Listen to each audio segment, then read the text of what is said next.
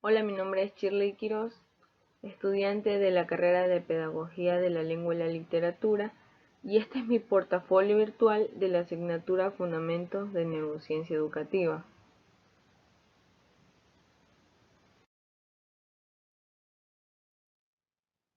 Los temas que se verán en este portafolio empiezan en la unidad 3 con el tema macro, funciones cerebrales, de ahí funciones cerebrales vitales, funciones cognitivas, funciones ejecutivas, regulación conductual y emocional, y de ahí la unidad 4, que es trastornos neuropsicológicos del aprendizaje, con sus subtemas de qué son los trastornos del aprendizaje, dislexia, disgrafia y discalculia.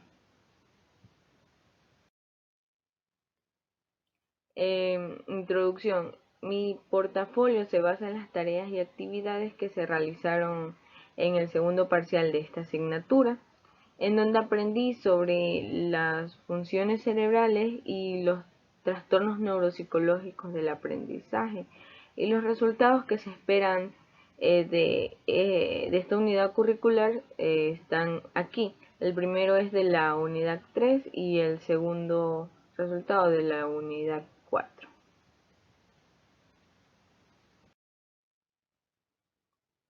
Ahora veremos las funciones cerebrales vitales, que es el primer tema.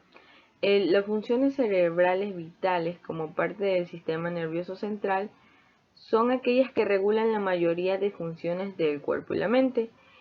En este tema participamos en un foro en el cual leímos una información del link que se encuentra ahí, y de ahí respondimos que por qué son necesarias las funciones cerebrales vitales y dar un ejemplo, en lo que yo ubiqué que las funciones cerebrales vitales son necesarias porque nos ayudan a regular o tener el control de ciertos estímulos, y el ejemplo que di fue de que, por ejemplo, cuando estamos aprendiendo a subir la escalera, lo hacemos poniendo la mano en el pasamanos para mantener equilibrio. Entonces, después de que ya hemos aprendido, ya lo hacemos, ya subimos las escaleras corriendo e incluso sin estar poniendo la mano en el pasamanos.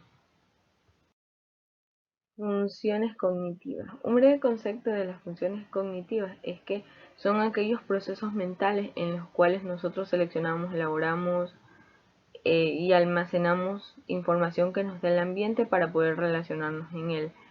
En esta actividad hicimos un trabajo grupal y nos dividimos los diferentes tipos de atención y memoria para hacer un video. Por ejemplo, yo hice el video de memoria a corto plazo, en el cual escribí unos números para luego repetirlos. Como se dice que en la memoria a corto plazo solo podemos retener la información que el ambiente nos da, es retener en un tiempo que es entre 1.5 o 2 segundos. Entonces el ejemplo consistía en cerrar los ojos, repetir los números, leerlos, cerrar los ojos y volver a intentar repetir hasta qué número recordamos. Funciones ejecutivas. Estas comprenden todo un conjunto de habilidades complejas como la dirección de la atención, la planificación, programación, regulación y verificación de la conducta intencional. Estas funciones ejecutivas las solemos usar mucho a diario cuando vamos a tomar una decisión e incluso cuando vamos a planificar un viaje o cómo vamos a realizar alguna tarea. Tenemos entre las funciones ejecutivas las funciones visoperceptivas, las cuales nos permiten reconocer y discriminar los estímulos. El funcionamiento concreto de estas funciones y si las usamos de manera correcta, por ejemplo, nos permiten en sí reconocer las caras de nuestros familiares y diferenciar si el mar es un río, un objeto o tal cosa, diferenciar y clasificar las cosas. En lo que es las funciones visoespaciales son utilizadas para analizar, comprender y manejar el espacio en el que vivimos. Estas funciones incluyen procesos complejos como la navegación mental, la percepción de distancia y profundidad, la construcción visoespacial y por último la rotación mental. Regulación conductual y emocional. Este tema fue relacionado para un mejor entendimiento con la película Intensamente, en la cual está lo que es la memoria a corto plazo, la memoria a largo plazo, los sentimientos básicos como la ira, el miedo, la tristeza, el desagrado y la felicidad. Y también temas como la personalidad, la imaginación, el sueño, etc. Entonces, en esta película pudimos ver sobre la regulación emocional y cómo interviene esto en la conducta. Que no siempre debemos reprimir la tristeza y decir no, debo estar feliz y no debo llorar, porque puede pasar como la película, que felicidad no dejaba a tristeza ni a las otras emociones intervenir en ese momento. Entonces hubo un momento en el que todas las emociones explotaron y tristeza dejó de controlarlas. Entonces esto nos enseña a que si reprimimos este sentimiento, por ejemplo, de tristeza, no es como que ya no vamos a tener, sino que más después puede que por tanto reprimirnos ese sentimiento, puede que nos pongamos peor. En cambio, si lo hacemos de manera seguida, o sea, si nos sentimos mal de manera seguida y lloramos de manera seguida, no va a ser, va a ser como algo momentáneo y después vamos a sentirnos bien. No sé si me hago explicar. Ya, ok. Y después, como para cerrar la unidad, se realizó un ensayo el- en el cual yo hablé sobre las emociones y cómo influyen en el comportamiento. Y en conclusión finalicé de que, por ejemplo, en un aula de clase es importante que se brinde un ambiente positivo, porque en sí los ambientes positivos son los que más se recuerdan. Son incluso es en el ambiente en el que más es más favorable que se dé el aprendizaje. Y en este ensayo había que utilizar todas las palabras que nos recomendó, no, bueno, nos dio la profesora, las cuales hemos visto durante este semestre. ¿Qué son los trastornos del aprendizaje? Para este tema hicimos un trabajo en clase, perdón, en el cual realizamos un cuadro de diferencia entre los trastornos del desarrollo y los trastornos de aprendizaje.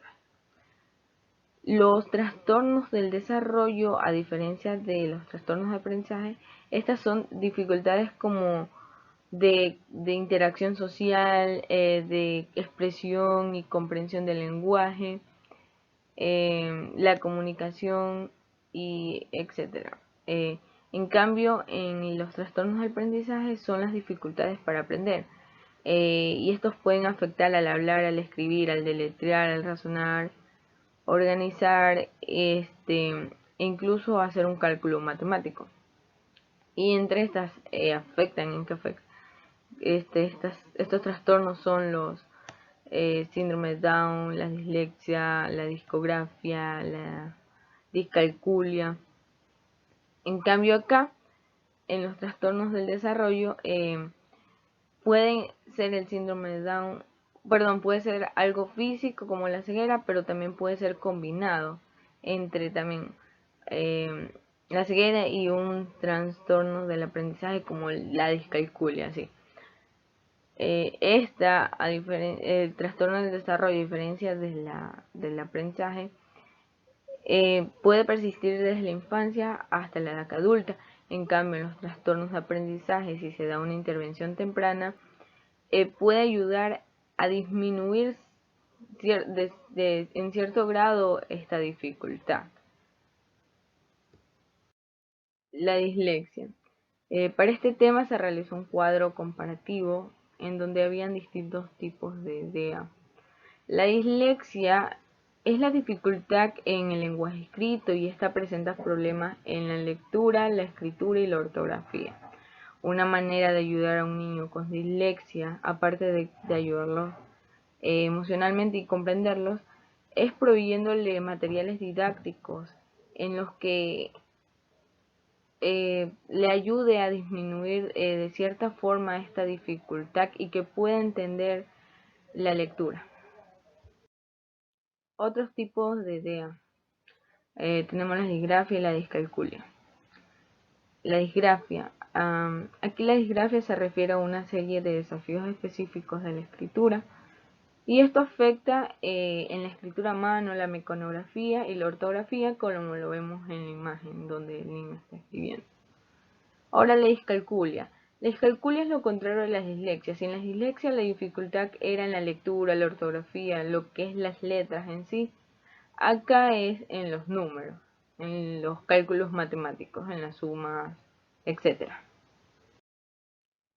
Ahora presentaré el video de lo que es la exposición del estudio de caso de dislexia de Andrés.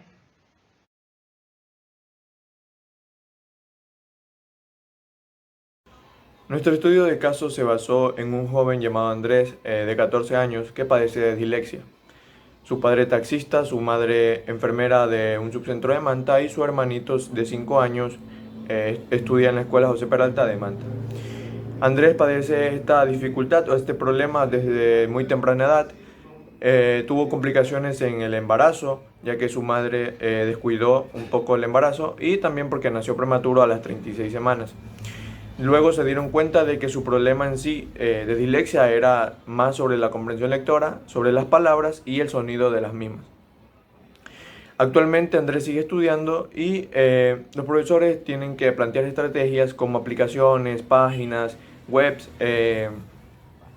sopa de letras y algunas actividades más que ayuden a Andrés a superar la dislexia un poco y que mejore la comprensión lectora, pronunciar mejor las palabras y el sonido de acuerdo a cómo ésta se pronuncia. Vamos a aplicar realizado para el estudio de caso de dislexia. En este material didáctico constan algunas de las actividades del plan de intervención, como la rima y la lectura de cuentos con palabras e imágenes. Tenemos a 2 participantes, son 2 niños de 9 años, los cuales nos van a ayudar con estas actividades. Puedes comenzar. Sí. Ya. Hola, buenos días. Aquí, como ven, hay unas imágenes en cada dos de estas frases. Entonces, lo que ustedes harán en este momento es visualizar junto a la imagen y junto a la palabra, cuál de estas dos, por ejemplo aquí, caramelos de colores, caramelo de colores, cuál de estas dos es la correcta, y luego uno de ustedes, el niño, me dirá cuál es la correcta. ¿Cuál es la Adelante. correcta? Caramelos de colores. ¿La primera o la segunda? La primera. ¿Qué dice la primera? Caramelos de colores. Muy bien. Y en la siguiente, ¿Cuál es la correcta? Zapatillas rojas. ¿La primera o la segunda? La segunda. Ya. muy bien. Y en la tercera, Tarta de sabores. Es la primera. correcto. Y en la última, Trenzas moradas. Es la segunda. Muy bien. muy bien. Ya, la siguiente. Ya, ahora en la siguiente actividad quisiera que me ayudara la niña. Sí pueden visualizar, Sí. o sale, en la Sí. rana sale esta que estoy compartiendo. No. Sí pueden visualizar, ya, ok, Sí, muy sí bien. se puede visualizar. Sí, Ahora la siguiente actividad es, no se ve. sí, ok. se ve. Ahora en la siguiente actividad la niña me ayudará con qué rima con manzana. Sol, tenemos un sol, tenemos una rana, un queso y un limón. ¿Qué rima con manzana? Rana.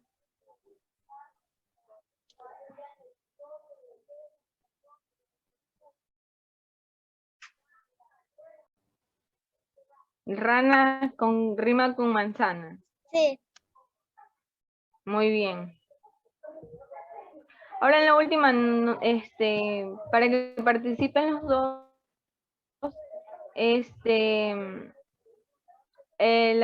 primero leerá hasta donde está el muñequito morado, el niño, y la niña hasta, ya termina de leer el resto.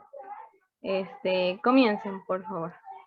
Al nadar el mar, hemos mirado pasar una ballena, peces y un gran calamar. Muy bien.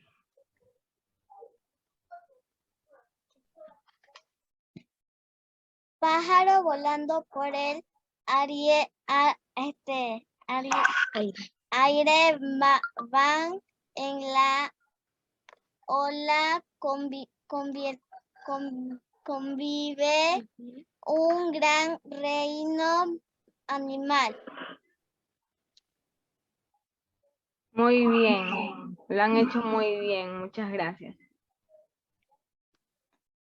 Esas serían las actividades que se podrían poner en práctica para niños con casos de dislexia.